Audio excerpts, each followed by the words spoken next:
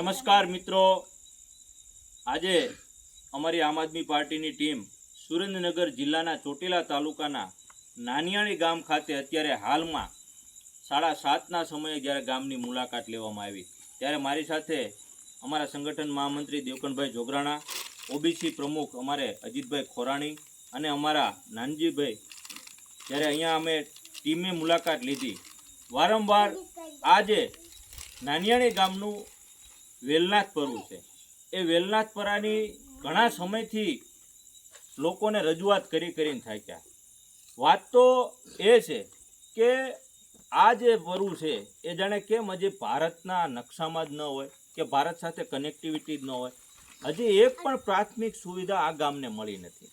હાલ આપણી સામે આ જે ભૂલકાઓ છે જે દેશનું ભવિષ્ય બનવા જઈ રહ્યા છે, પણ મને લાગતું નથી કે આમનું ભવિષ્ય બનવાનું હોય. અત્યારથી જ અંધકારમાં છે તો આમાં કેમ ઉજાળું થશે? વાત એક જ છે કે આટલા વર્ષથી લોકો ખોબલેન ધોબલે મત આપે છે, આવડો મોટો ટેક્સ આપે છે, છતાં પણ પ્રાથમિક સુવિધાથી વંચિત રાખવું એ એક કાયદેસર તો ગુનો ગણાય. ટેક્સ તો એ લોકો પણ આપે છે, મત પણ એ લોકો આપે છે, છતાં પણ હજી નથી એમની પાસે લાઇટ, નથી પીવાનું પાણીની સુવિધા, નથી રોડ રસ્તાની સુવિધા, નથી અહીંયા પરાયમાં સ્કૂલની વ્યવસ્થા. સ્કૂલની વ્યવસ્થા ન હોય પણ લાઇટ નથી તો અત્યારે લાઇટ વગર બાળકો અભ્યાસ કઈ રીતે કરે? હવે અત્યારે હમણાં જ આપણે બાળકોને પૂછ્યું તો કે અમારે દીવે લેસન કરવાનું. દીવે એ લેસન કરવામાં જીવજંતુની તકલીફ છે, આંખોમાં તકલીફ પડે છે, ઘણી બધી તકલીફ પડે છે, પણ એ બાળકોને તકલીફ પડે છે ને સ્થાનિક વ્યક્તિઓને તકલીફ પડે છે, પણ એસીમાં બેઠેલા અધિકારીને કે મંત્રીઓને એની તકલીફ નથી પડતી. કારણ કે એમનો દીકરા દીકરીઓ કે અહીંયા ભણવાના નથી, અહીંયા રહેવાના નથી. જે રીતે કહેવામાં આવે છે કે કુછ દિન તો ગુજારો ગુજરાત મેં, એમ હું પણ તમને અધિકારી અને મંત્રીઓને કહેવા માગું છું કે કુછ દિન તો ગુજારો આપ.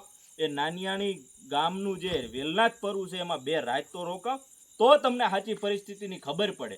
પણ ના, તમારે તો લોકોના મતથી હારે મતલબ છે, તમારે શાસન હારે મતલબ છે, તમારા બંગલા હારે મતલબ છે, તમારા ભ્રષ્ટાચાર સામે મતલબ છે, પણ આ બાળકો સામે તમારે કાંઈ છે જ નહીં.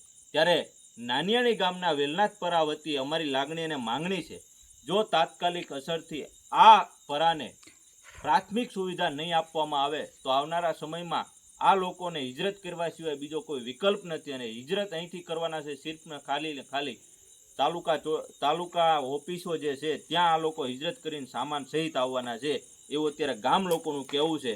તો અમે અહીંથી તમને તાકીદ કરીએ છીએ કે તાત્કાલિક અસરથી આ પરાને પ્રાથમિક સુવિધામાં આપવામાં આવે, નહીંતર અમે પણ આ લોકોની સાથે હરહંમેશ ખડે પગે ઊભા છીએ અને એમના હક અને અધિકાર માટે લડવા માટે તત્પર છીએ. જય હિન્દ, જય ભારત. શું નામ તમારું? ગામ? નાનિયાણી. નાનિયાણીમાં આ પરું છે? બરાબર. શું સમસ્યા છે તમારે? અમારે બધી રીતે છે. અત્યારે અહીંયા લાઈટ નથી, પાણી નથી, ઘરના વાહન નહીં, જાવું આવવું અમારે સીમા લઈ જવાનું લાવવાનું. બરાબર. પડખે રોડ નહીં, છોકરાને નિશાળે જવાનું હોય તો 5 કિલોમીટર જવાનું આવવાનું, બધી રીતે તકલીફ જ છે. અમારે શું નથી તકલીફ? તમે ક્યારના આવ્યા છો? તમે જોયું નહીં? મેં તો જોયું. કેટલા વર્ષ થયા તમે અહીંયા લગ્ન કરીને આવ્યા ને? મારા લગ્ન કર્યા એને 60 વર્ષ થયા. 60 વર્ષ. 60 વર્ષમાં અહીંયા લાઈટ હજી આવી નથી? નહીં, લાઈટ જ નથી આવી. 60 વર્ષમાં પાણી આવ્યું નથી? ના, નહીં. 60 વર્ષમાં અહીંયા રોડ આવ્યો? ના. તો ઓલા મત વખતે અહીં કોઈ આવે? મત વખતે બધા આવે. શું કે હાલો જટ મત દેવાનો? તઈ ગાડીઓ મોકલે છે. તઈ ગાડીઓ મોકલે? હા, ગાડીઓ મોકલે. એ વખતે કઈ વાયદા કરે? કાઈ વાયદા નથી કરતા. કરી દઈશું તો કઈ કરી દેતા નથી. આવું કેટલા વર્ષ મામું બનાવે? હા, પણ હું આયા એટલા વર્ષથી. બરાબર. હા, તો તમે શું સરકારને કહેવા માંગો છો? અમે સરકારને કહેવી છીએ કે અમારું પાણીની સુવિધા કરો, વાહનની સુવિધા કરો. અમારો પડખે રોડ નથી, અમારે જાવું આવવું, અમારાથી હલાય નહીં સલાય નહીં, અમારે શીમાં જવાનું? એ તો અમને કરી દેવું જોઈએ ને. હવે આ બધું નો આવે તમારે અહીં રહે કોઈ એવું છે કે અહીં ભાગી જવું પડે? એવું જવું જ પડે. અહીં રહીને અમારે શું કરવાનું? હા, કશું ના રહીને શું કરવાનું? આ નાના બાળકો બરોબર. હા, એવી રીતે તમારે પછી અત્યારે અંધારાના જીવ જનાવરની બીક અમારે લઈ જવાના છીએ, લાવવાના છીએ છોકરાને. બધી રીતે અમારે તકલીફ પડે.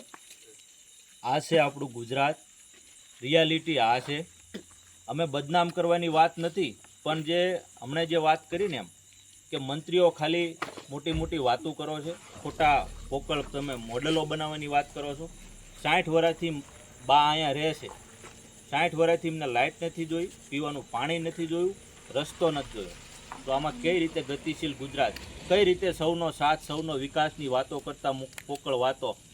તમે જે સભ્ય બનાવવાની વાત કરો છો ને, ક્યારેક આ લોકોના સભ્ય નહીં, તમે આ લોકોની સમસ્યા લઈને અહીંયા ભોગો. સભ્ય બનાવવાથી આ લોકોને કાંઈ નથી થવાનું. શું નામ તમારું? ભાવુબેન. ગામ? નાનિયાણી. કેટલા ધોરણમાં ભણો છો? ચોથા. ત્યાં શું અત્યારે શું કરો તમે? કેમ આ દિવે લેસન કરો છો? લાઈટ જ ન આવતી. લાઈટ સેજ આવતી જ નથી કે સેજ નહીં આયા? સેજ નહીં.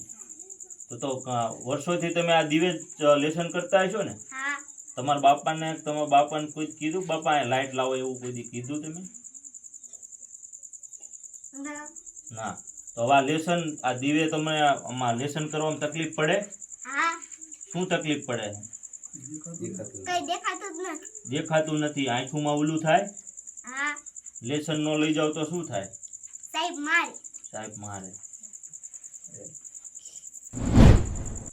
નામ તમારું? શુભમ. શુભમભાઈ. ગામ?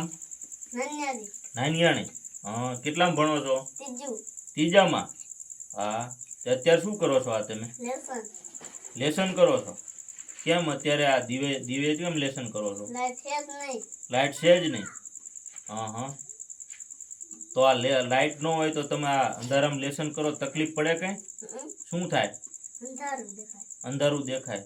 બીજું કઈ તકલીફ પડે? શું તકલીફ પડે? આંખમાં થવા. આંખમાં થવા માંડે. હા. સરસ. શું નામ તારું?